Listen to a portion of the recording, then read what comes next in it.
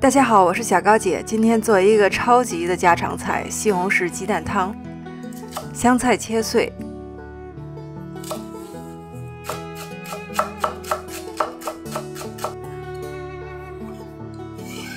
西红柿2个切碎，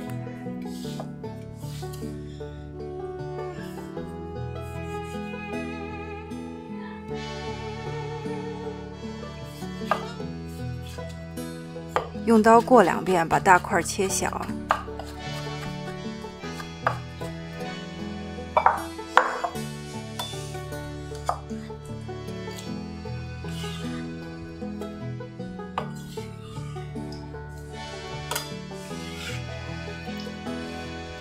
先把水烧开，放入西红柿。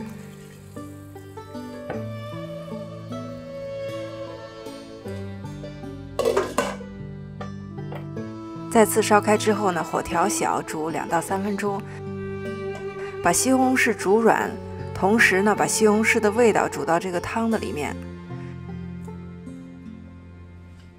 调一个水淀粉，2大勺淀粉加水，搅拌均匀。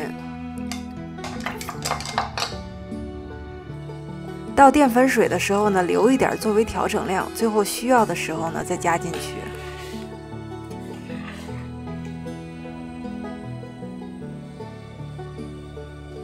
看到这一圈冒泡泡的地方了吧？把鸡蛋液倒在这个上面，同时用筷子轻轻地搅开。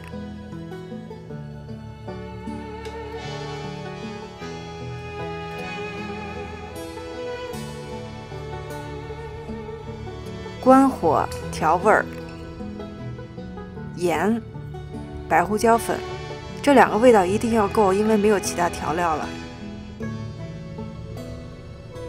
点一点香油，最后放上香菜。